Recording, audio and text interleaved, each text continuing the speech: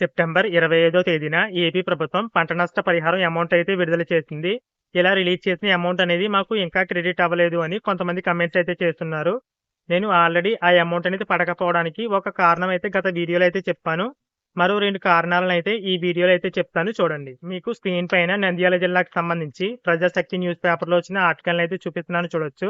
ఆ ఆర్టికల్ యొక్క సారాంశం ఏంటంటే, ఆ జిల్లాలో ఎంతైతే పంట నష్టం జరిగిందో ఆ వివరాలనేవి మండలాల వారీగా జిల్లా అధికారులొచ్చేసి ప్రభుత్వానికైతే పంపారు. ప్రభుత్వం కూడా సెప్టెంబర్ 25వ తేదీనే ఆ నష్టపరిహారానికి సంబంధించిన అమౌంట్ అయితే ఆ జిల్లాకి సంబంధించి అయితే రిలీజ్ చేసింది. కానీ ఇంకా ఆ జిల్లాలోని రైతులకి ఆ అమౌంట్ అనేది పడలేదు. కారణం ఇంకా ఈ అమౌంట్ అనేది రైతుల ఖాతాల్లోకైతే రిలీజ్ చేయలేదు. ఆ ఆర్టికల్‌లోని ఆ క్లిప్‌నైతే మీకు క్రాప్ చేసి స్క్రీన్ పైనైతే చూపిస్తున్నాను చూడొచ్చు. అక్కడ జిల్లా అధికారులొచ్చేసి రైతుల ఖాతాల్లోకి నష్టపరిహారం అమౌంట్ రిలీజ్ చేసేందుకు సిద్ధమవుతున్నారని అయితే రాశారు. అంటే ఈ అమౌంట్ అనేది సెప్టెంబర్ 25వ తేదీన రిలీజ్ చేసినా, ఆ జిల్లాలో మాత్రం సెప్టెంబర్ 27వ తేదీ వచ్చినా సరే, ఇంకా రైతుల ఖాతాల్లోకి ఆ అమౌంట్ అనేది రిలీజ్ చేయలేదు. దాన్ని బట్టి అర్థమయ్యే విషయం ఏంటంటే, ఆ అమౌంట్ అనేది జిల్లా అధికారులకో, మండల అధికారులకో అయితే అప్పగించడం జరిగింది. వాళ్ళే ఆ అమౌంట్ అనేది రైతుల ఖాతాల్లోకి రిలీజ్ చేయడానికి అవకాశం అయితే ఉంది. దీన్ని బట్టి అర్థమయ్యే విషయం ఏంటంటే, మీ జిల్లాలో లేదా మీ మండలంలో అమౌంట్ పడితే పక్క జిల్లాలో లేదా పక్క మండలంలో అమౌంట్ పడిందని చెప్పలేం.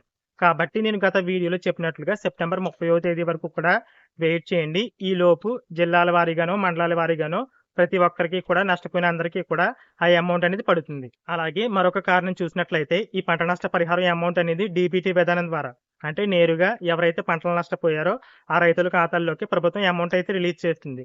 కానీ ఇక్కడ ఎన్‌పీసీఐ అంటే రైతు యొక్క ఆధార్‌కి లింక్ అయిన బ్యాంక్ అకౌంట్‌లోనే ఈ అమౌంట్ అనేది పడుతుందని చెప్పలేం. ఎందుకంటే మీరు డేటా అనేది అధికారులకు ఇచ్చేటప్పుడు మీ బ్యాంక్ అకౌంట్ వివరాలైతే ఇస్తారు కదా! ఆ అకౌంట్ వివరాలైతే అధికారులు ఆన్‌లైన్ అయితే చేస్తారు.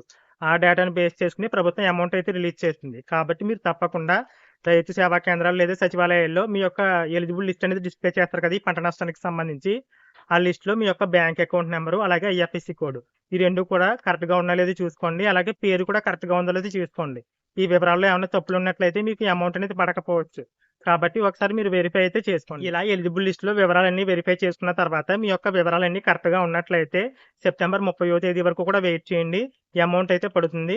ఒకవేళ ఆ డీటెయిల్స్ ఏమన్నా తప్పున్నట్లయితే అంటే అకౌంట్ నంబర్ గాని, ఐఎఫ్ఎస్‌సి కోడ్ గాని, పేరు గాని ఇలా వివరాలు ఏమన్నా తప్పుగా ఉన్నట్లయితే మీరు మీ యొక్క అగ్రికల్చర్ అసిస్టెంట్‌కి ఆ వివరాలైతే చూపించండి. పలానా నంబర్ అయితే తప్పుగా ఉంది, పేరైతే తప్పుగా ఉందని అగ్రికల్చర్ అసిస్టెంట్‌కి చెప్పితే వారికి మళ్ళీ అవకాశం ఇచ్చినప్పుడు ప్రభుత్వం తప్పకుండా ఎవరికైతే అమౌంట్ పడలేదో వారి యొక్క వివరాలైతే మళ్ళీ ఇవ్వమని అగ్రికల్చర్ అసిస్టెంట్ లేదా గ్రామ స్థాయిలో అధికారులు ఎవరైతే ఉన్నారో వారినైతే అడుగుతుంది. కాబట్టి ఆ లిస్ట్‌లో ఏమన్నా వివరాలు తప్పుగా ఉన్నట్లయితే మీరు ఒకసారి అగ్రికల్చర్ అసిస్టెంట్‌కి అయితే తెలపండి.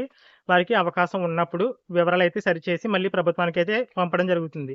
తర్వాత ఇలా ఎవరికైతే ఈ అమౌంట్ పడని వాళ్ళు ఉన్నారో వారందరికీ కూడా మరొకసారి ఈ అమౌంట్ రిలీజ్ చేయడానికి అవకాశం అయితే ఉంటుంది.